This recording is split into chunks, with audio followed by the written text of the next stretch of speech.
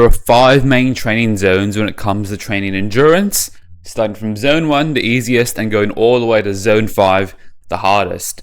Now, in order to get an all-rounded fitness level, we need to be training in all 5 of these training zones across our weekly training volume, whether that be for running, swimming, cycling, or any endurance event. The best athletes make sure to spend time and to dedicate time across all 5 of these zones. So it doesn't make sense to only spend time in zone 1 or zone 2, your 2 easiest zones, because you're not going to get the sharpness associated with zone 4 and zone 5. On the other end, if you spend all your time in zone 4 and zone 5, you're probably going to get injured because these are done at a much higher intensity, and you're probably going to burn out without that easy zone 2 recovery. So make sure to spend time across all 5 of these training zones. Now, what are these training zones? Well, let's get into them now. We're going to be starting off with zone 1, which is our easiest training zone. So this is the easiest zone where it shouldn't even feel like you're breaking a sweat. You should be able to talk in paragraphs comfortably. Now, this is at 50 to 60% of your maximum heart rate, or MHR. What is your MHR? It is an arbitrary metric that just defines the ceiling that your heart rate should be at. So it's calculated at 220 minus your age. So if you're 20 years old, your maximum heart rate is going to be 200 beats per minute. When you're exercising, your heart rate should not exceed this limit, or else this turns into dangerous territory. So zone 1 is mainly used just for warm-ups and cool-downs. So right before you do your zone 4 or zone 5 workouts, you probably spend time in zone 1 just doing a few easy laps around the track. As an example, just to get the blood flowing and aiming to elevate your body temperature and also loosen your joints and muscles. So you shouldn't aim to be getting aerobic stimulus from this. That's from your zone 2 and onwards. But zone 1 is more so just to prep your body for intense exercise later on down the line, and also just help your body cool down after doing a hard session.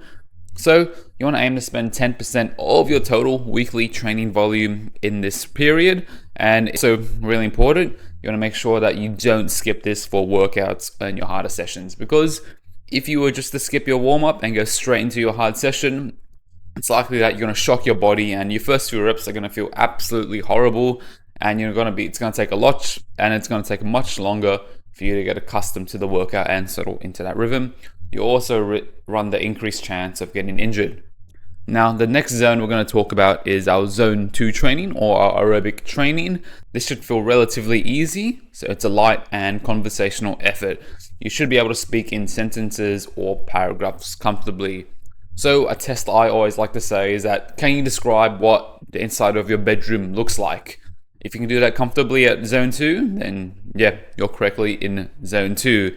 So this is going to be at 60 to 70% of your max heart rate, and this is where the bulk of your training actually needs to be.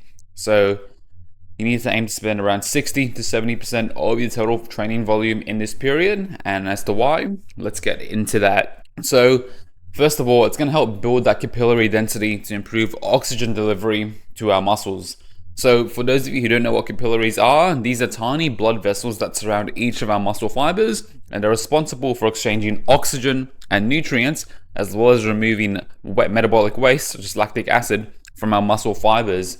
And so you can imagine that doing more zone 2 training is actually going to build up that capillary density, meaning that we're going to be able to have more capillaries surrounding our muscle fibers, meaning that we're going to be able to put in more oxygen, more nutrients into our muscles, as well as removing the waste products much more quickly and efficiently.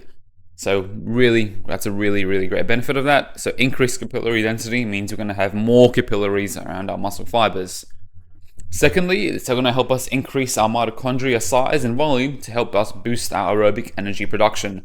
So within each of our cells, we have what's known as mitochondria, powerhouse of the cell. You've heard that millions of times, and that's because it's true.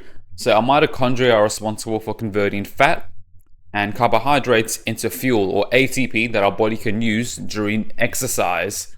And if we spend more time in zone 2, it's going to help us increase the size and the volume of these capillaries in our cells. And if we have increased size and volume of these mitochondria, that means we're going to be able to convert more fat, more carbohydrates into fuel for us per unit of oxygen, effectively boosting our aerobic power, which is a huge, huge benefit. And even better, is that summer's coming. This is going to help teach your body to burn fat instead of stored glycogen. Because when we're in zone 2, we're purely just running off oxygen. This is an aerobic energy system. So our mitochondria actually prefer to burn fat as our fuel source when we're operating at zone 2, because one, it's more abundant in our body than carbohydrates, and two, it provides a steady, stable stream of energy. Whereas if we decide to tap into the more intense aerobic zones, like zone 3 onwards, that's when our mitochondria prefer to burn carbohydrates as fuel source, because they're quick and easy to burn, and they're fast acting. So they can be easily and quickly transformed into ATP, just like that. So that's why when you see people running marathons or half marathons, they're always taking down gels, nutrition, whatever they can get their hands on to fill up their glycogen or carbohydrate stores. Whereas if you're running in zone 2, you can probably get away with doing a nice easy run fasted, because your body's just burning fat as fuel. And over time, it's also going to help strengthen your tendons and ligaments safely. So like I said, aim to spend around 60 to 70% of your total weekly training volume within zone 2. Now, zone 3, this is where we start to get a bit quicker. This is what I like to call our tempo zone. So this is a steady effort. It should feel uncomfortable but controlled, and we want to be around 70 to 80% of our max heart rate. So in our tempo zone, we're running at a pace that is just quicker than our aerobic zone 2 easy, but slower than our lactate threshold.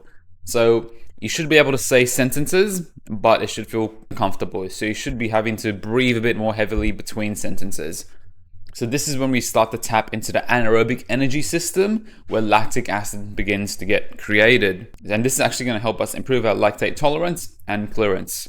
So with tempo, we actually tap into the anaerobic energy system, whereby our body actually starts to create lactic acid, because our mitochondria that we mentioned earlier are now burning carbohydrates to convert them into ATP to use. But if we burn carbohydrates to use as fuel, we actually create a byproduct or a metabolic waste product known as lactic acid. And this lactic acid is that heavy sensation that you feel towards the end of an all-out 400 or 200 meter sprint, for example, or even a 5K. That really heavy sensation where it feels like your legs and arms feel impossible to move. That's the lactic acid. And on a side note, because we've been doing a lot of zone 2 training, we're going to have more capillaries to help us take out that lactic acid. So that's why zone 2 training is also really important. But going back to zone 3, so doing more time at the zone 3 effort where we're creating lactate, where we're running at a rate where lactate gets created, but we're at a pace where the rate that lactate gets created is slower than the rate that gets cleared, we're going to be improving our lactic tolerance, because at tempo paces, the body is still able to kill lactic at a rate higher than it's able to be created. And continued efforts at this tempo is going to improve your lactic clearance efficiency over time, eventually pushing back your fatigue or delaying your fatigue. It's also going to help enhance your running efficiency at quicker paces, leading to improved running economy. So this all comes down to neuromuscular efficiency. So the first time you do a tempo run at a pace that's uncomfortable to you, it's going to feel really strained and odd, right? Because it's the first time you're running at this pace and your body's not used to it. So your form's probably going to be a bit more strained, a lot less efficient. But over time, as you continue to incorporate this tempo training, you're going to it's slowly going to become more and more efficient, and your running economy at this pace is actually going to increase. So you want to aim to spend around 10 to 15% of your total training volume in this period. Now, let's move on to the big one, zone 4 or threshold. There's been a lot of hype around this lately. So this is a hard effort. So you should be breathing heavily at tempo efforts and struggling to talk. And this is around 80 to 90% of your max heart rate.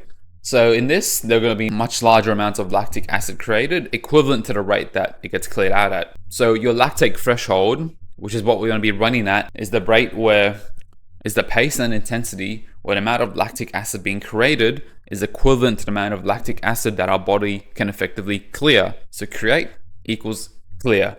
So if we train at this threshold, we're eventually going to increase that pace and intensity over time if we keep on running at this, which is really good. That's what we want.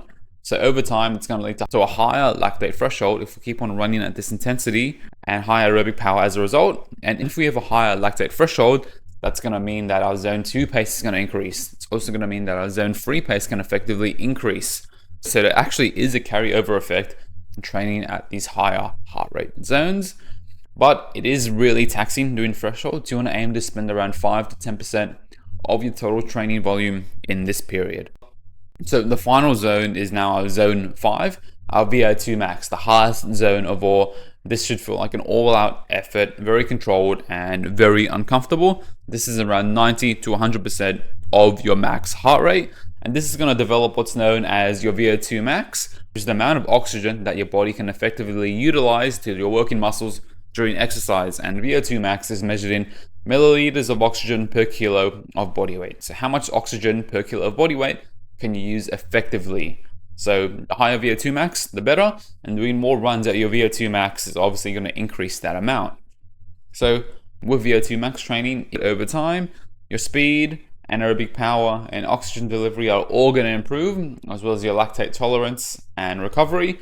But so your VO2 max is crucial for your shorter distance races, like your 800 all the way to the 5K, and for final kicks, as well as the final kicks that you do in your longer distance races, like your 5K, like the final 400 meters, when you can bring out that last ditch effort kick to get that PB. That's when your VO2 max really comes in handy. It's going to allow you to really use all the oxygen to push for that final kick.